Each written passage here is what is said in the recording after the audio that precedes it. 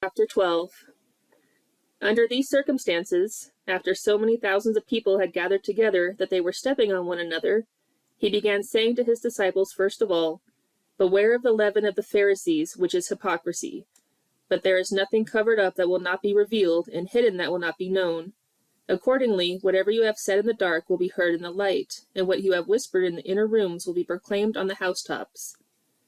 Now I say to you, my friends, do not be afraid of those who kill the body, and after that have nothing more that they can do. But I will warn you whom to fear. Fear the one who, after he has killed someone, has the power to throw that person into hell. Yes, I tell you, fear him. Are 5 sparrows not sold for 2 asaria? And yet not one of them has gone unnoticed in the sight of God. But even the hairs of your head are all counted. Do not fear, you are more valuable than a great number of sparrows.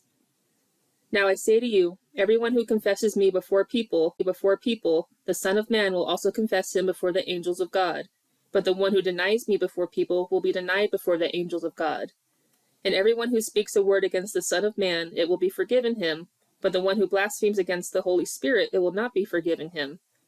Now when they bring you before the synagogues and the officials and the authorities, do not worry about how or what you are to speak in your defense, or what you are to say. For the Holy Spirit will teach you in that very hour what you ought to say." Now someone in the crowd said to him, "Teacher, tell my brother to divide the family inheritance with me." But he said to him, "You there, who appointed me a judge or arbitrator over the 2 of you?" But he said to them, "Beware and be on your guard against every form of greed. For not even when one is affluent does his life consist of his possessions." And he told them a parable, saying, "The land of a rich man was very productive, and he began thinking to himself, saying, 'What shall I do, since I have no place to store my crops?' And he said, 'This is what I will do. I will tear down my barns and build larger ones, and I will store all my grain and my goods there. And I will say to myself, you have many goods stored up for many years to come. Relax, eat, drink, and enjoy yourself.' But God said to him, 'You fool, this very night your soul is demanded of you, and as for all that you have prepared, who will own it now?' Such is the one who stores up treasure for himself, and is not rich in relation to God." And he said to his disciples, "For this reason I tell you, do not worry about your life, as to what you are to eat, nor for your body, as to what you are to wear. For life is more than food, and the body is more than clothing. Consider the ravens, that they neither sow nor reap. They have no storeroom nor barn, and yet God feeds them. How much more valuable you are than the birds? And which of you by worrying can add a day to his lifespan? Therefore, if you cannot do even a very little thing, why do you worry about the other things? Consider the lilies, how they grow. They neither labor nor spin, but I tell you, not even Solomon in all his glory clothed himself like one of these. Now if God so clothes the grass in the field, which is alive today and tomorrow is thrown into the furnace, how much more will he clothe you, you of little faith? And do not seek what you are to eat and what you are to drink, and do not keep worrying. For all these things are what the nations of the world eagerly seek. And your Father knows that you need these things. But seek his kingdom, and these things will be provided to you. Do not be afraid, little flock, because your Father has chosen to give you the kingdom. Sell your possessions and give it to charity. Make yourselves money belts that do not wear out, an inexhaustible treasure in heaven, where no thief comes near, nor does a moth destroy. For where your treasure is, there your heart will also be. Be prepared and keep your lamps lit. You are also to be like people who are waiting for their master when he returns from the wedding feast, so that they may immediately open the door for him when he comes and knocks. Blessed are those slaves whom the master will find on the alert when he comes. Truly I say to you, that he will prepare himself to serve, and have them recline at the table, and he will come up and serve them. Whether he comes in the 2nd watch or even in the 3rd, and finds them so, blessed are those slaves.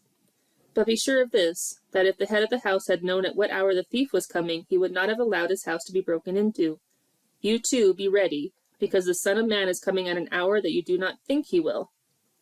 Peter said, "Lord, are you telling this parable to us, or to everyone else as well?" And the Lord said, "Who then is the faithful and sensible steward whom his master will put in charge of his servants, to give them their rations at the proper time? Blessed is that slave whom his master finds so doing when he comes home.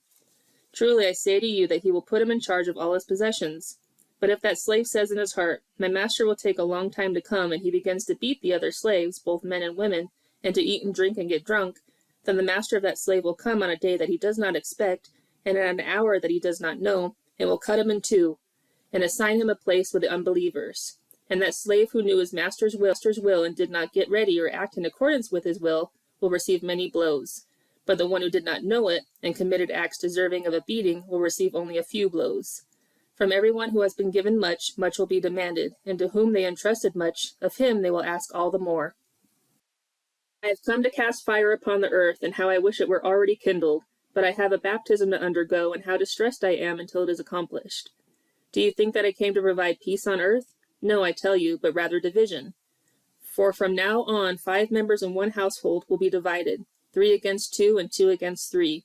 They will be divided, father against son and son against father, mother against daughter and daughter against mother, mother-in-law against daughter-in-law and daughter-in-law against mother-in-law. And he was also saying to the crowds, whenever you see a cloud rising in the west, you immediately say, a shower is coming, and so it turns out. And whenever you feel a south wind blowing, you say, it will be a hot day, and it turns out that way. You hypocrites, you know how to analyze the appearance of the earth and the sky, but how is it that you do not know how to analyze this present time? And why do you not even judge by yourselves what is right? For when you are going with your accuser to appear before the magistrate, on the way, make an effort to settle with him, so that he does not drag you before the judge, and the judge hand you over to the officer, and the officer throw you into prison. I tell you, you will not get out of there until you have paid up the very last lepton.